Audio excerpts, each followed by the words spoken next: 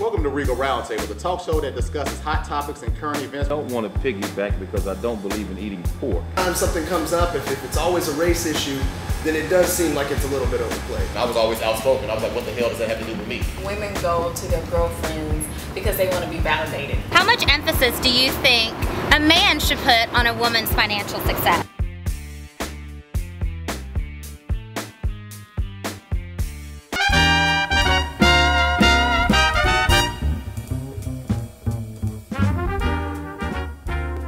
Welcome to Regal Roundtable, the talk show that discusses hot topics and current events from a male perspective. I am your host, Todd A. Smith, and for the first time in Regal Roundtable history, we have invited two lovely young ladies to sit on our panel. Ms. Shakira Dennis to my left, Ms. Rebecca Bachus to my right, and Edward Davis, as usual, to my far right.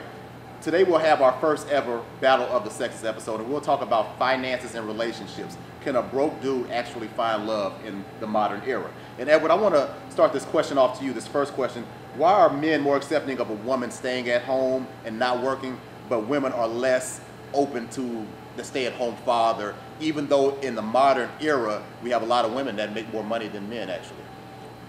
Personally, Todd, I think it's historical. I think that, if we look at history, as far back as biblical times, women weren't always afforded the luxuries of equality, which even now is only a semblance of, being equal, but they still have more opportunities to do more.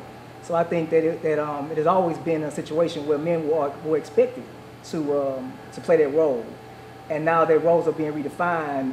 We still haven't caught up with that reality. Yeah, so we talk about roles being redefined and women now having a little bit more equality, a little bit more opportunity. It's not the way it should be, but it's a little bit more. So we have a lot more women pursuing their degrees, pursuing education. What are your feelings to actually dating a woman that lives at home, that doesn't have that career going? What are your feelings that lives at home with their parents? What are your feelings about that, Edward?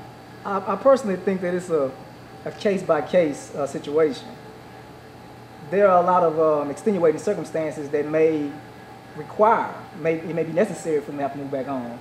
Again, you have situations where a mother may be on a pension, a fixed income or whatever, and we know that the economy is, the lackluster performance as of lately, which of course is kind of rebounding, but from the whole housing, the subprime lending situation where a lot of people lost their homes. Yeah. It was necessary for a lot of people to move back in and pool resources together in order just to survive and stay afloat. Okay, definitely. Speaking about moving back in, Rebecca, I'm going to go to you with this next question.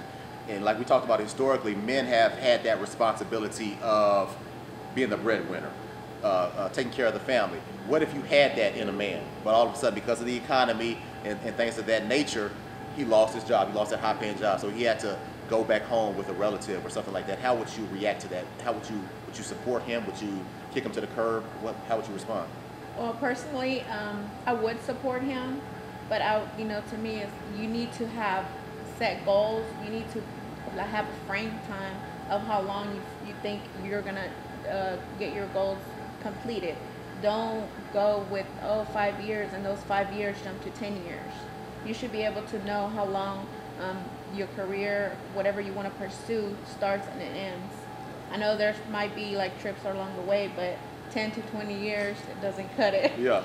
Speaking of that 10 to 20 years, I'm going to go to Shakira, the lovely Shakira Dennis, on this 10 to 20 years thing.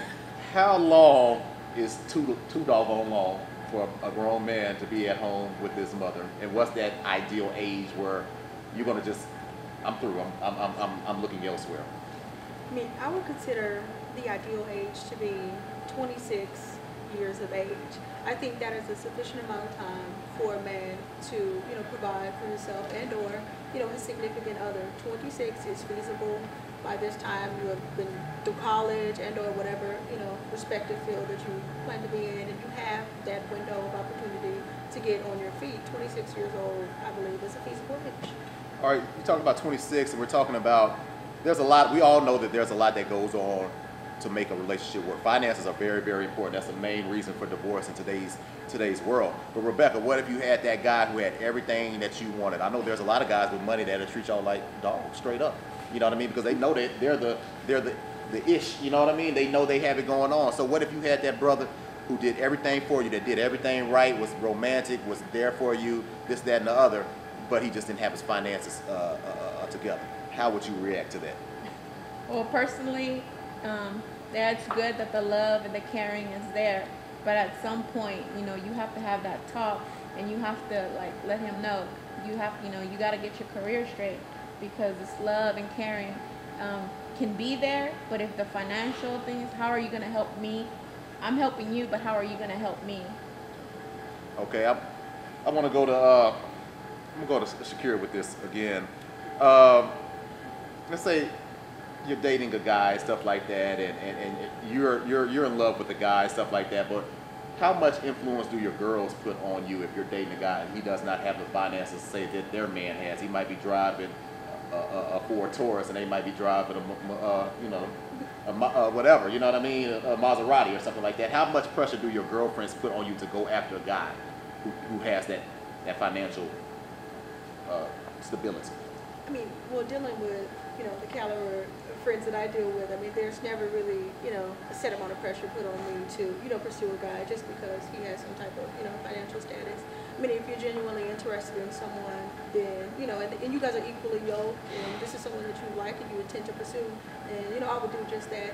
My friends have minimal influence, you know. Right. That's you're the exception. You're the exception. So you're definitely the exception, because we're gonna talk about that at the next battle of the sexes. But girlfriends can ruin a relationship. You need to talk to your girls. And so can male friends. How is it? Ed, how important is it for a woman to be financially stable? We talked about men being the breadwinners in 2012. How important is it for her to pull her weight in the current situation, and how lenient will you be with her trying to get her career to go on and stuff like that?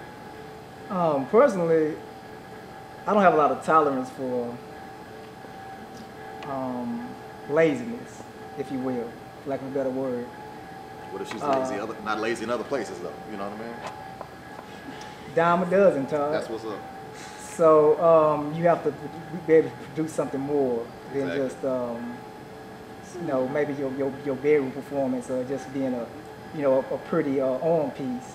Exactly. Because, you know, there are a lot of them out there. That's honestly what's going on. Is they have we have a situation where they have nice bodies, so it's almost kind of like buying a nice, you know, Corvette. Yeah. It looks nice on the outside, but if the engine don't work, then what you doing? Sitting in the yard, just looking pretty. Yeah. You know, I need you to perform. You know, what does the engine look like? Is there substance? Yeah. So I believe that if you want to be treated equally, then you should produce equally. You're not going to walk behind me, you're not going to walk in front of me, we're going to walk beside each other. I like that. It's going to be 50-50. I like that. Okay, let's take a break. Let's go to the people of Houston and see what they're talking about and what they feel about broke dudes and love. Christine Pointer with Regal Roundtable, and I have Stephen here, and I'm asking him a question. I want to know, Stephen, how do you feel about a woman who is preoccupied with your economic status? Well, it would depend. I mean, if she's just interested in superficial things like cars and things of that nature, then I wouldn't like it. I wouldn't approve of it. But if she just wants to make sure I'm secure and have a good job and can, you know, support, you know, a family and that type of thing, then that would make sense to me. Okay, great. Thank you, Stephen. All right. And back to you, Regal Roundtable. Welcome back to Regal Roundtable, and I want to direct this next question to Shakira. Edward just spoke about women being pretty on the outside but lacking substance and things of that nature. Is that ever relevant with women, where you can find a guy who has, you know, everything on the outside and the financial stuff together, but, you know, the substance not, you know, it's not there, you know what I mean? So what's it like for the woman looking for that total package in a guy? I mean, oftentimes there are men who, you know, look the part, speak the part, and, you know, lack, you know, the actual substance to sustain the part. You put a lot of emphasis on that lack. You know. Yeah. No, I mean, but being completely honest, there are, you know, individuals out there who paint, you know, a different picture and give women the perception that, hey, I am about X, Y, and Z, when they're really not. So they're basically playing games, shooting games, and they have the game down pat. You know, anything that they could potentially do to be in that individual's life, knowing that, you know, what they want the end goal to be. So you guys aren't equally yoked, you don't match her ambition, you don't match what it is that she's looking for in a guy, but you would paint that picture just to be, you know, a partner. Paints the picture. What I personally find interesting, though, is how many women actually fall for it. meaning that we have become good chameleons. But just because women fall for it doesn't mean again. that it's it's right or it's justified. Right. Just because women fall into the loophole doesn't mean. So do you think that y'all looking for the wrong things and that's why you're finding those wrong guys? That might be. Oh, absolutely not. Absolutely not. If we expressed what we were interested, and when we look forward to dating guys and things of that nature, and we tell you our list, and you who are you to say, oh yeah, this is right, this is wrong, this is right, this is wrong? I'm sure we're looking for individuals, again, that are equally people, that match what it is that we want, our interests. We're gonna get back to that. I don't like that list thing. I think that people put too much emphasis on the list, and I don't even think that's I don't think it's realistic though. I think a lot of times, I think it's realistic for a person to have the majority of the things on your list, but for somebody to have 100% of what you're looking for, I don't think that's realistic. You know what I mean? I think that somebody might have 80% of what you're looking for and stuff like that. You have a list, but you don't always get everything on that list. Okay, but I think as long as it's a realistic list. It's not like, I'm looking for someone that's making $1 million where I'm not making $1 million. That's what. Do you have some women that like that? Realistic. Do you have some women? Some men and women that like that. That went to this type of school, Ivy League school. I'm talking simple characteristics. Okay. Smart. Okay, that's honest. Okay. Reliable. Okay, that's something reasonable. That honesty is something reasonable. But I'm gonna go to Rebecca before I go to Ed. I want Ed to piggyback on Rebecca's answer to this question. How would you feel? We're talking about finances, and how would you feel if you were the actual breadwinner? Now, I'm not talking about $10,000 more. I'm talking about a significant amount more than your mate. How would you feel about that? It would feel good, but at the same time, if you two are on the same page, it shouldn't be a problem. If you're making more than him, but he's contributing what you're making, then it shouldn't be a problem. But if you're just sitting back, kicking back, and waiting for me to bring everything home, it's not going to work. All right. Ed, how would you feel if your woman made more than you? A lot of men say they're okay with it, but then we just really can't handle it. You know what I mean? Our pride gets in the way. How would you feel if your woman? I'm talking about a nice little portion. Yeah. I'm not trying to be funny at all. Yeah. I say this in all seriousness. I would have no problem. I wouldn't either. I would even be a house dad. Stay at home. I don't know if I could do that. I don't know. I could do it for a while. I don't know if I could do it. It's only so much Sports Center I can watch. If she was Oprah, had Oprah type money, I might watch Sports Center all day. Whatever she needed me to do, I don't see myself necessarily having a problem. I think that is overrated. I think that the breadwinner thing for men and egos is just we put too much emphasis on that. I think I'm perfectly fine with a woman making more than me. Now, of course, that was an exaggeration. I definitely want to be a man to pull my own weight. Yeah, okay. But so you probably would hurt you a little bit. But if she's making that much more than me, and it's impossible for me to keep up and to match hers, my pride wouldn't stand in the way of me staying there and enjoying the fruits of our money. Because if we are married, equally yoked, the scriptures say we become one. Yeah. So that's ours. So I would enjoy it. I don't want to cut you off, but I want to ask this. I want to ask this question to the entire panel. Anybody who wants to jump in on this, is it a contradiction for women to want to have that breadwinner for a husband, but also want to be totally modern, independent? You don't talk to me crazy like that. Is that totally realistic? Because this is just me. This is controversial. This might be controversial. This is not anybody affiliated with this show. This is totally my opinion. If I'm the only one making money, I'm never going to be a disrespectful dude, but I would expect the food to be ready, and the house to be clean. If that's your only responsibility, that might be controversial. Oh my God. But I mean, that's real talk. That's real talk. That's real talk, man. Because honestly, Shakira, I mean, if that's how I feel. If I'm the only person, I'm talking about you never work. I know people who their wife never work. You gonna have that. The food. I think the food should be ready. But what do you think about it? You think it's realistic for women to want to be independent, but still want to have that ancient type of man providing and stuff like that? I mean, I understand the question partially, but I mean, like we spoke about women, being kind of like, the sole providers and making way more money, than their significant other. Men say that they're comfortable with that, but I always find it, difficult to believe because I personally feel like men want to be needed. And society has put so much pressure on the role of a man and what it is that they're supposed to do, and leaving women practically dependent upon, their significant other. Now, if I'm a professional, I'm a lawyer, and my husband is a doctor, and we're bringing in just about, the same amount of income, I mean, then we're fine. But if there's a situation where I'm a doctor, well, I'm a lawyer and he's a doctor and he's not bringing home, you know, as much as I'm bringing home, there's still no real issue with that, as long as it's not burdensome. And if we're in the relationship for genuine reasons, then, I mean, money is minuscule. So, I mean, as far as cooking and cleaning and all of these, you know, traditional roles, you know, a woman, I mean, it's nothing wrong with declaring yourself as independent. There's nothing wrong with declaring yourself as, you know, self-sufficient. I mean, there's absolutely nothing wrong with that, and I think it's been magnified because of ladies are starting to realize, hey, you know, I can do this myself. I don't need a man, because traditionally the role of a man has been to be a provider. It's never been the other way around, which is why. I want to direct this next question to you. We talked about a little bit earlier about men staying at home with their families, with their mother or father or whatnot. I have a personal friend of mine who stays at home with his mother, in his 30s, full-time employee, full-time worker, but he has custody of his child. The mother died. I think that that's a real man. He's facing a financial bind. How would you feel dating a guy like that?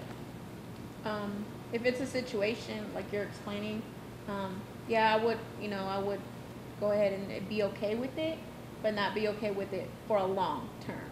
Okay. You also, I know you've been through things and you've gone through things, and if it's going to help you a couple of years to get back on your feet, it's okay. But if it's a long term and you're trying to build another family in your mama's house, no, then it's not going to be okay. Okay, let's go outside the house and take it to the streets once again to see what the people of Houston are saying about this issue. How much emphasis do you think a man should put on a woman's financial success? I think as much as a woman will put on a man.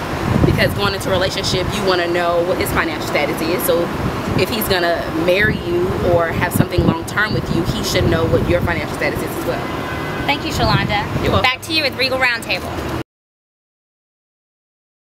Welcome back to Regal Roundtable, and I want to let Edward piggyback off something that the lovely Miss Shakira Dennis said. Go ahead, Edward. I think the problem is that you mentioned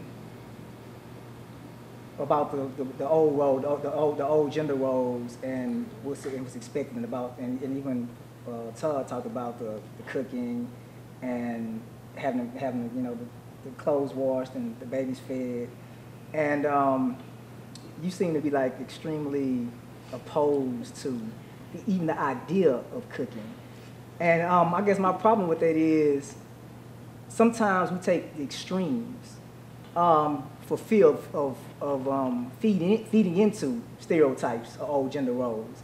My attitude is, if black people love watermelon, eat watermelon, eat chicken. Don't be afraid of what people think. And I think that in a lot of ways, black women are feeding into the same nonsense, because it's like you don't want to cook anymore because you think that that's old-fashioned. That's what my mom and them did, or my grandma. I'm a business career woman. I don't have time to cook. We're gonna eat out every night. How healthy is that? How healthy is that? I think. To be fair though, I'll take cooking lessons too. Can we cook together? I'm glad you brought that up, but we talk about that old-fashioned stuff and stuff like that. How realistic is it for us to not want a woman to be a breadwinner? I know you said you don't have a problem with a woman making more, but I know a lot of men that do. How realistic is it for us not to want a woman to be a breadwinner, but then get mad when they complain about only wanting men that have money? Is that kind of, what's up with that contradiction? It's a double standard. It's definitely a contradiction. It's a contradiction. That's the accurate word. It's a contradiction. Like I said again, I don't have a problem with it personally, but statistics show that a lot of men do. That also creates a strain in relationships, because again, but I think again it still falls back to the reality of us feeding into how we've been orientated, society's expectations, as opposed to not caring about what people say outside of us. As long as I'm happy and you're happy and we're making each other happy, I think that should be the part of the relationship. If we focus on keeping each other happy, what people on the outside of us shouldn't be concerned with how we run our house. All right, Shakira, I'm going to go to you with this next question. How do you determine, I know finances is only a percentage of what's important to find a man. How do you determine if a guy has that adequate bank accounts? I know guys that might be living in the Benz, they might drive a Benz, but might be living in the projects, and vice versa. You might have a Ford Taurus and live in a mansion. How do you know for certain? Because a guy could be lying about his finances.